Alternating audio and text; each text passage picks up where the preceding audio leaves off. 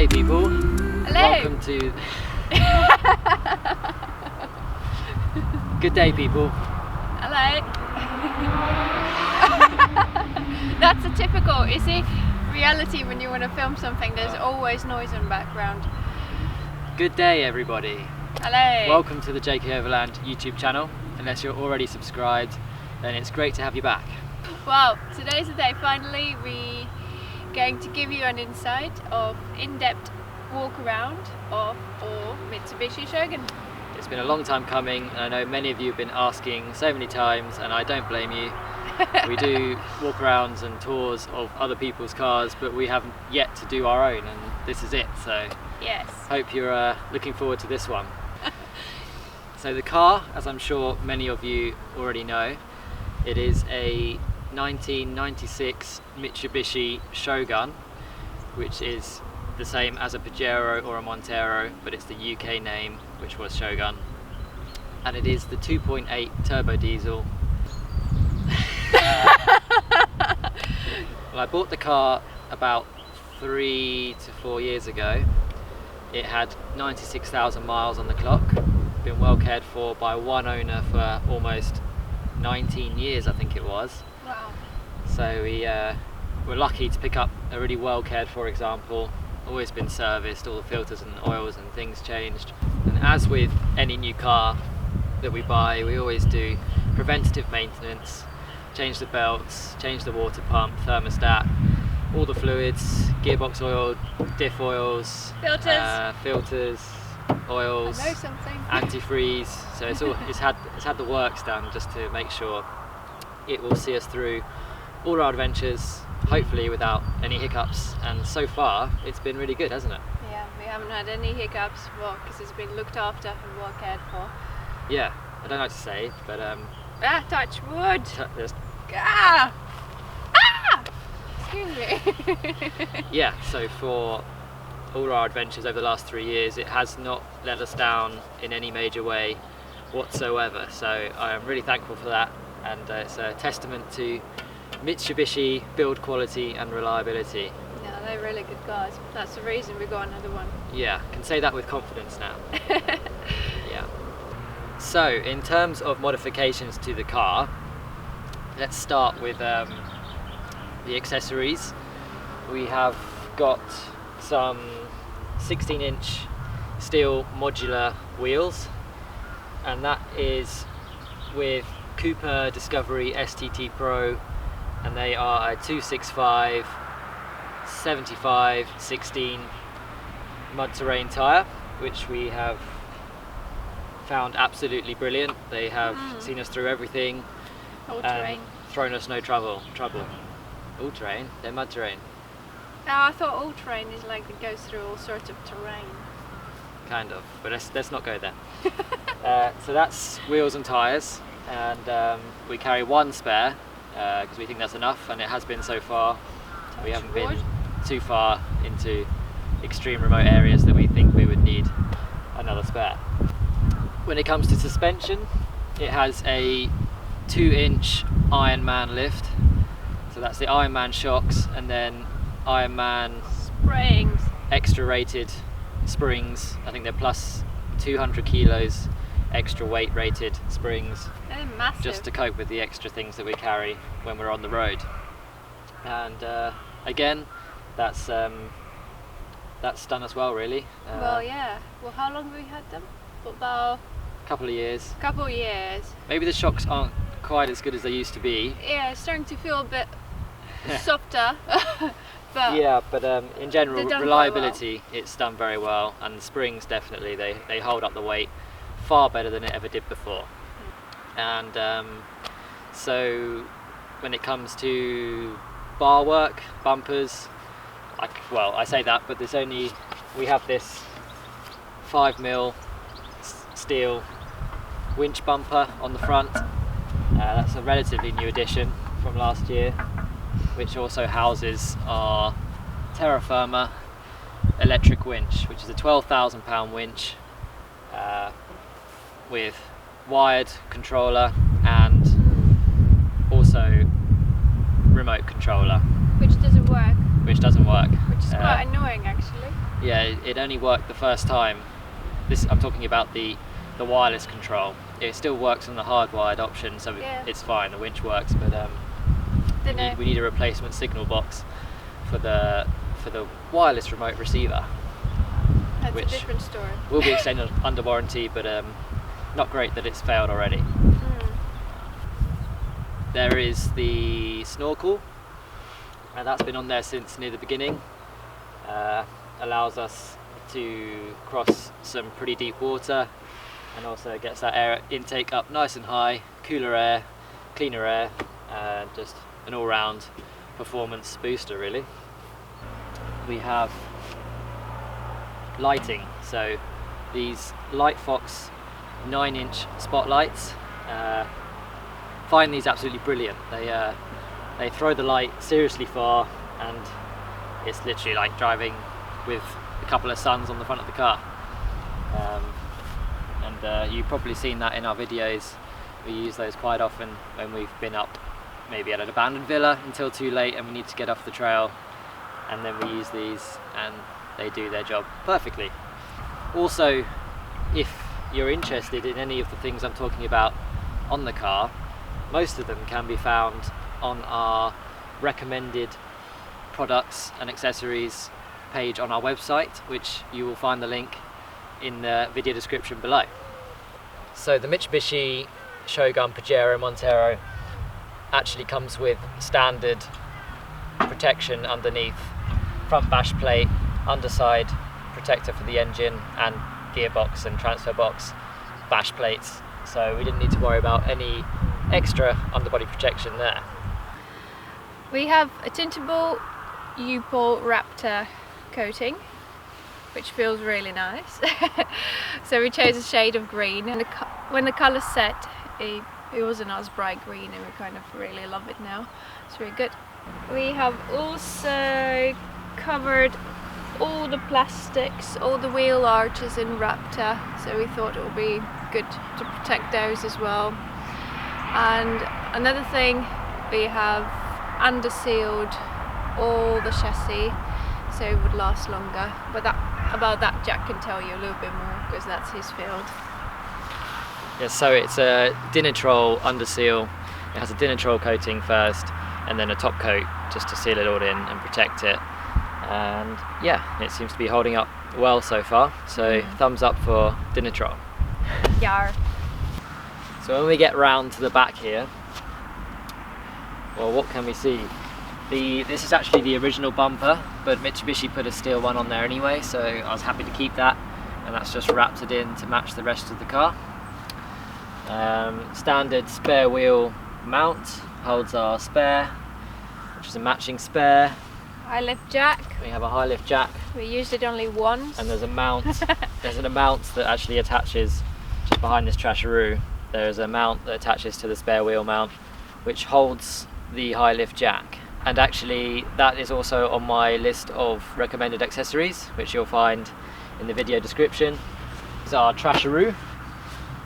Brilliant piece of kit, designed to carry rubbish. But we're carrying camping chairs. But it carries all our camping chairs and tables because it's such a handy space to do so. Well, yeah. Gets them out the car. Why not? There we have a twin jerry can holder that I rigged up myself from 2 independent jerry can holders. They can hold either 20 litre or 10 litre cans, but I've done them with the 10 litre cans just because I think it'd be too much extra weight on the back door to have 40 litres on there, but it just gives us an extra bit of safety with a spare 20 litres of fuel in total. And it also it comes in handy to refill the diesel heater tank from here also. We have actually removed the rear window from the rear door.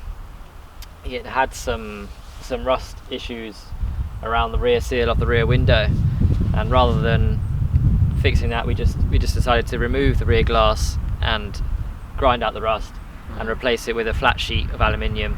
It's a bit more secure, and we don't particularly need that window at the back anyway, so it just made sense for us to replace it with a sheet of aluminium, and that's why we did it.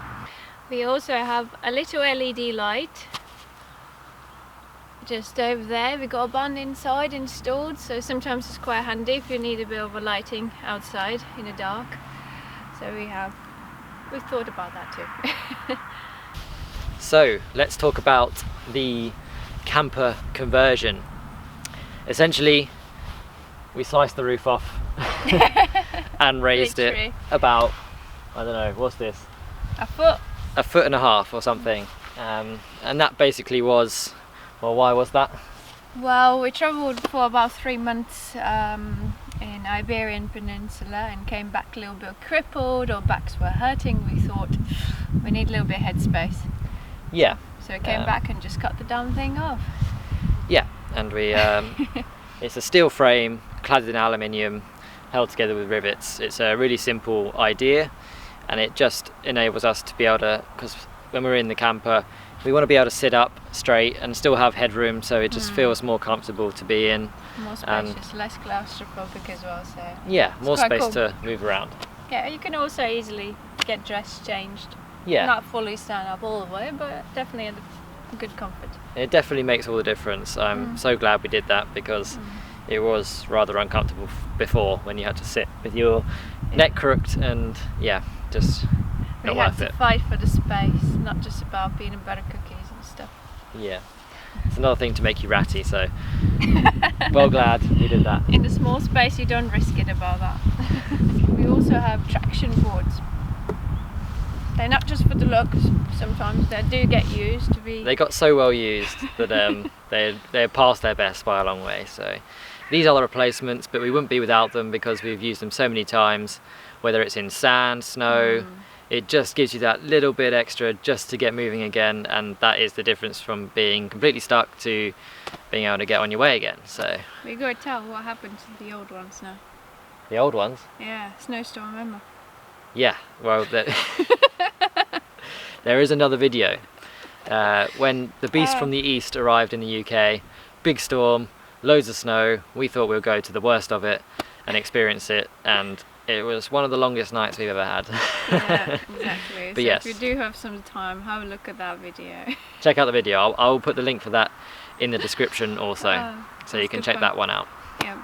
So when it comes to under the bonnet, all the men are there. Sorry. Not a lot's changed over standard. It's a bit dirty, I'm sorry about that, but we are out on a trip in Wales, so it can't be blamed. Yeah, the car is essentially a standard under here. The only things being I have added a leisure battery on a split charge system.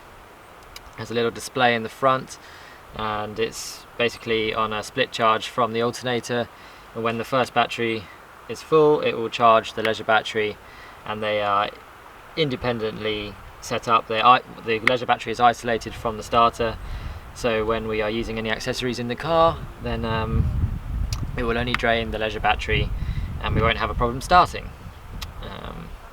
Things I would like to do under here, I would like to have an uprated radiator.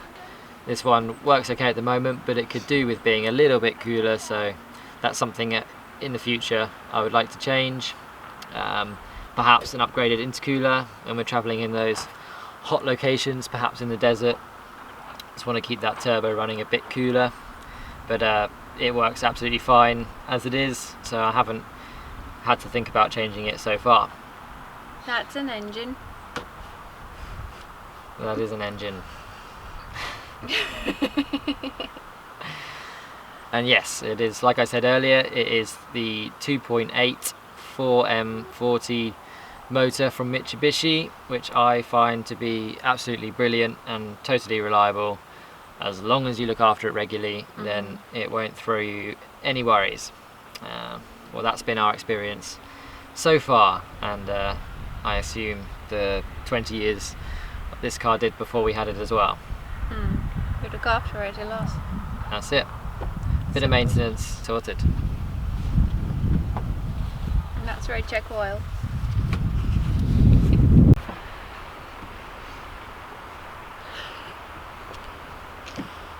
Up here we have a 100 watt solar panel, which goes through a solar charger and charges the leisure battery in the engine bay.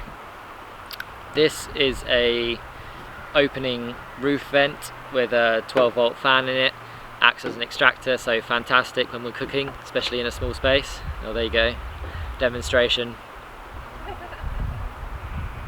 just like that. Okay. So welcome to our living quarters. Living quarters slash kitchen slash living room and bedroom, everything. So what do we have here? At the back here we got plenty storage space. We've got a fridge, which is I think about 35-litre fridge, Vaco. So if in the middle of the night you fancy a snack or beer, easy access, that's sorted. We carry about 40 litres of fresh water, the inline water filter, which was cheap and cheerful to buy just a filter, and you know it's clean, drinkable water. We have a cooker with a sink. It's 2-burner cooker. So over here, a sink, that's our tap, and we found that's really good actually. Don't need more than 2. Made some lovely meals in here. We also carry carbon monoxide alarm just over here. I'm not going to press the test button because I think I'll wake up all the neighbours. They're not going to be impressed. Might get kicked out. As you saw demonstration earlier when Jack was talking about solar, to avoid carbon monoxide alarm to kick off, as we do, that takes air out, and on the other way it would be to take the air in if you feel really hot and bothered. Up here we also have 2 LED lights, which are quite nice. So occasionally when you're cooking it would be nice to see what you're cooking. In a kitchen we have here a knife magnet, well not just knife magnet, it's all the cutlery, which has been quite nice actually to find it in the same colour. It's all handy. A couple of little storage boxes to keep all your knickknacks in there. So here's the window I was talking about. It's really cool. You can basically close it completely, open it up. Mozzie net does comes handy. Regards the kitchen, we also have some storage space, which we keep right here underneath. We got all the necessities there. What do we have? Coffee, whiskey, washing up liquid. I think that's quite important, don't you? There are plenty of storage space going all the way at the back here and going all the way at the back until the fridge, a little shelf as well. On this side here later on I'll show you, we keep gas for cooker. Keep 2 plastic drawers here. So changes every time, depends on what trip we are, but here we got a bit of our kitchen stuff, plates, pots, pans, and more food on top of the food already in the cupboard, so just never ends. So what do we have for dinner today? A banana and crisps, lovely. Gas box, I don't know what you call it. There it is. It is a camping gas, and normally lasts us about good 3 months sometimes. It depends how you use it, how often you cook it. We cook it every single day. So sleeping arrangements. The width of the bed is 105 centimeters. The extended frame comes in 2 pieces. I'll pull out the first piece so you can see, get the idea. Right. So we've got 2 little wooden attachments here, so where it sits nice and easy, and we got also 2 foam mattress pieces which come here. The mattress thickness is 20 centimeters, and I think I went a bit overboard. Previous mattress was 10 centimeters, and we thought like, actually 7 it was, and it felt like not thick enough, So I thought, well, go double at least. Maybe just a tad too thick, so, but otherwise it's a nice mattress and comfortable. This little thing here is literally my favourite remote control in a whole vehicle. It is for the diesel heater. It's 5 kilowatt diesel heater, which is a little bit overkill, but we love it. Like particularly last night it was -3. Fantastic. It's very easy. Just press the button on and decide how hot you want it. And I must say it has 8 settings and we only use like on setting 2 or 3. It just gets so hot and toasty. Diesel heater is on our recommended products page, which you can find on our website. Have a look at that. We're definitely really pleased with this product. It hasn't been one of those expensive diesel heaters, and we're definitely thumbs up for that. So this is where all the electrics end up, and this is the solar charge controller, which just moderates the charge coming in from the solar panel on the roof, and it's linked to the battery and gives us a constant state of charge, what's charging, what's going out, what's going in, and we can keep an eye on things there.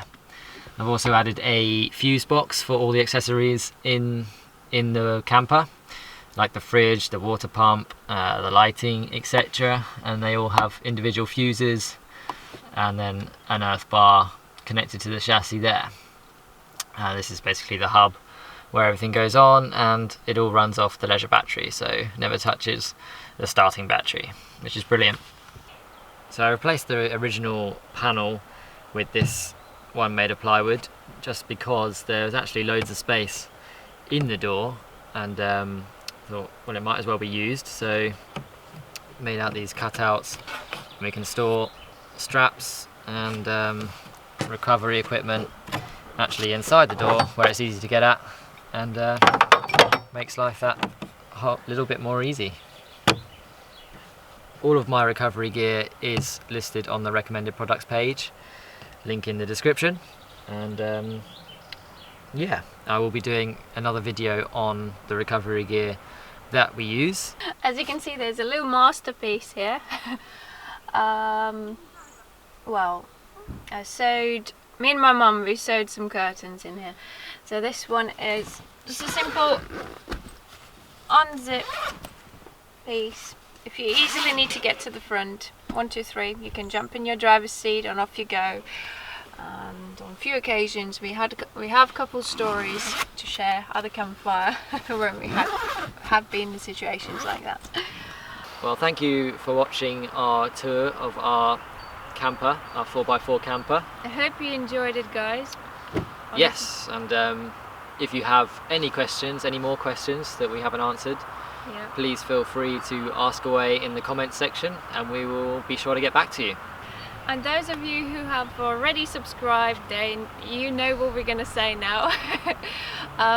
Guys, if you haven't subscribed already, please do consider subscribing. It does mean the world to us, so we know you like it and you enjoy the videos. And as I mentioned earlier, a lot of the products that we use and love, and we would like to be able to share those with you, so I have put together a recommended products page on our website. The link is also in the description for this video, so you can find it there, and there's an easy link to all of the things we talked about, such as the lights, the winch, the recovery gear, the traction boards, the solar, and so on and so on. But you can go there and have a look at those. Exactly, so you know our opinion about it, and so check it out for yourselves. Yes, and we look forward to seeing you in the next one. Oh gosh, you nearly wiped the camera. What's for dinner? What's happening? Oh my gosh, that's a cheese thief. Oh, the filming got me really hungry. Parts that I'd want to change, such as the water pump.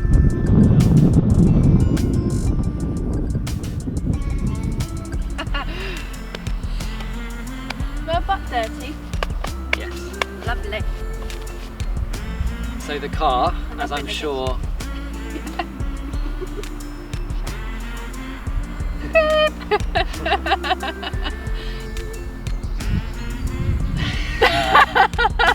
It's actually so much easier to do a walk around tours and intros for everyone else for some reason. I don't know, we feel like totally spazzy out. to give it a thorough, we did give it a thorough. I'm always jealous. This car gets so much more love and attention. So she says.